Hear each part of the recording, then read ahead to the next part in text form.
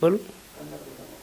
महाराज श्री, आपका परिचय देते हुए आप जो ये बाबा रामदेव जी की कथा का आयोजन करने जा रहे हैं, इसके बारे में थोड़ा विस्तार से बताइए। हाँ जी, देखो, मेरा परिचय, मेरा नाम है बाबा प्रताप दास, बाबा रामदेव जी का भक्त बाबा प्रताप दास, उत्तर प्रदेश औरैया जिला में एक छोटा सा गांव जनेतपुर जैतापुर के नाम से पड़ता है। वो हमारी जन्मभूमि है।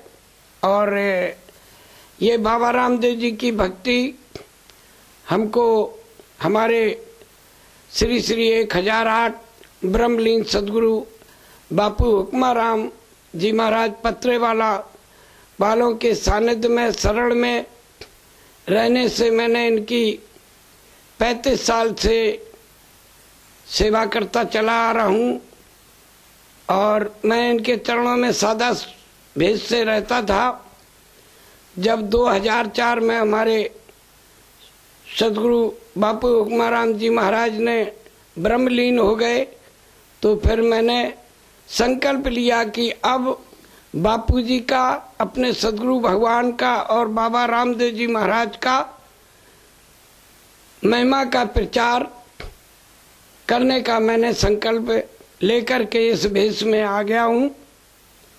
और मैंने अपने सदगुरु भगवान का चालीसा, बाबा रामदेव जी महाराज की अमृतवाणी और एक सदगुरु, एक पत्रेवाला धाम नाम से के कैसेट भी महिमा पत्रेवाला धाम की निकाली।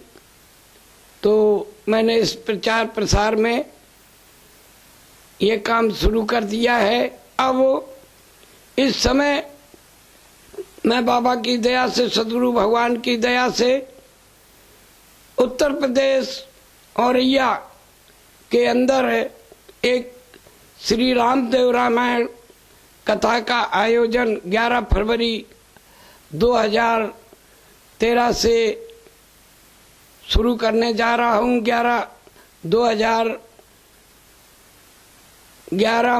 फरवरी को हमारी कलश यात्रा है और 12 फरवरी 2013 से बाबा रामदेव जी महाराज की 7 दिन की कथा शुरू होगी। और बाबा रामदेव जी महाराज की महिमा मैं उत्तर प्रदेश में सबको बताऊंगा, सुनाऊंगा, चित्रण करके दिखाऊंगा भी, सीने भी दिखाऊंगा और लोगों को बताऊंगा कि बाबा रामदेव जी महाराज ने कैसे कैसे चमत्कार दिए हैं। वो मैं चित्र द्वारा भी दिखाऊंगा और तत्व के रूप में रामदेव जी महाराज को लाऊंगा। क्योंकि रामदेव जी महाराज को लोगों ने एक परेशानी चमत्कार के हिसाब से मानते हैं कि बाबा चमत्कार देता है और ये कुछ नहीं हो सकता है। लेकिन मैं अध्यात्म में बाबा रामदेव जी महाराज को तत्व के रूप में दिखाऊंगा। ये बाबा रामदेव जी महाराज का अवतार, ये जब धरती पर बताते हैं ना, जैसे व्यास जी ने महाभारत में बताया, तो उन्होंने भी कहा यदा यदा ही धर्मस्य गिलान निर्भवति भारत अभ्युत्थानम अधर्मस्य तदात्मानम सृजाम्यहम्।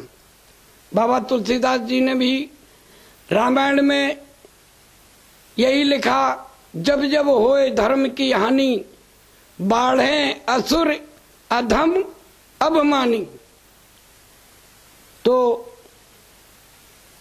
जैसे तुलसी बाबा ने लिखा, वेद व्यास जी ने लिखा, उसी प्रकार से हमने रामदेव जी महाराज को भी बताया। महाराज जी, आपने कई बार देश में कई स्थानों पर कथा का वाचन किया है और सुना है कि ऐसे कई भजन बाबा के आपने रचित किए हैं और देश के जाने माने कलाकारों ने उनको स्वर दिया है। क्या एक दो भजन के बारे में आप जानकारी देंगे? हाँ जी, जरूर दूंगा। एक सबसे ज्यादा भजन हमारा बाबा रामदेव जी महाराज का, अभी तो हमने रिले तो नहीं करवाया है, लेकिन मैं आपको बताने जा रहा हूँ जो हमारे वृंदावन की भाषा में उसका तर्ज स्वर जिसको बोलते हैं, तो वो हमने बाबा रामदेव जी महाराज का भजन लिखा है। वो हम आपको एक लाइन में बता रहा हूँ। लीले घोड़लिया पे बैठो बाबो, प्यारो लागे, प्यारो प्यारो लागे, चमके माथा पे मुकुट को चमकारो लागे।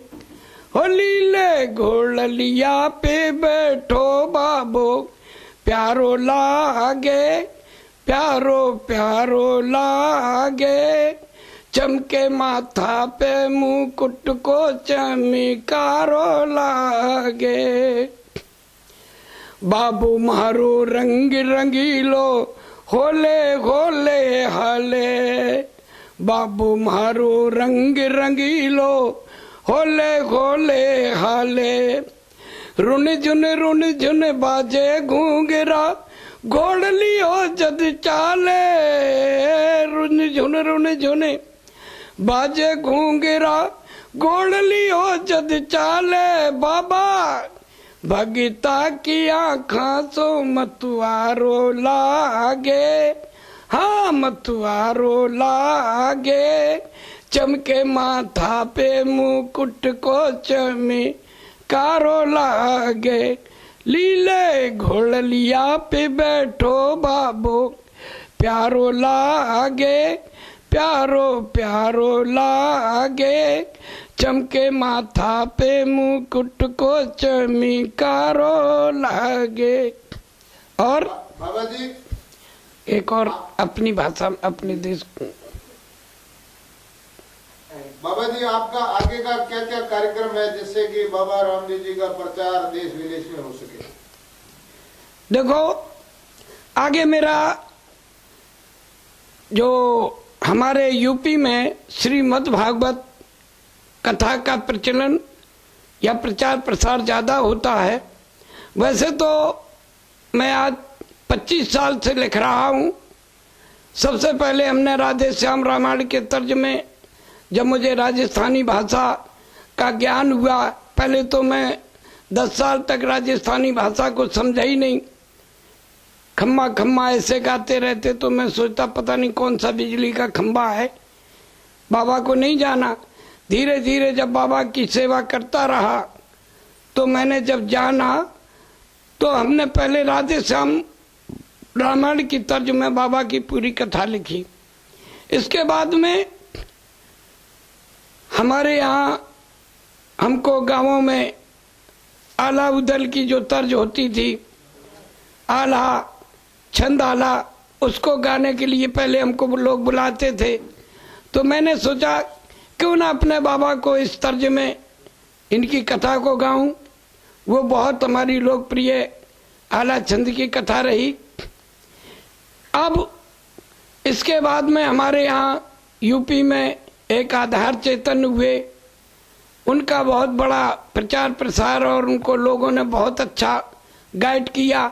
तो मैंने आधार तर्ज पे बाबा को लिखना चालू कर दिया, उसको भी लिखा। लेकिन मेरे बाद में ये मन में आया कि ये सब लोकल बातें हैं, क्षेत्रीय बातें हैं।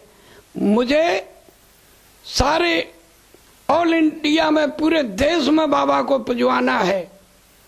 तो अब इसके लिए क्या करना चाहिए? इसके लिए तो या तो रामचरितमानस में छंद चौपाई में बाबा को लाया जाए, या फिर श्रीमद् भागवत महापुराण के तरीके से बाबा को पेश किया जाए, इनकी महिमा को। तो बाबा आगे सारा विश्व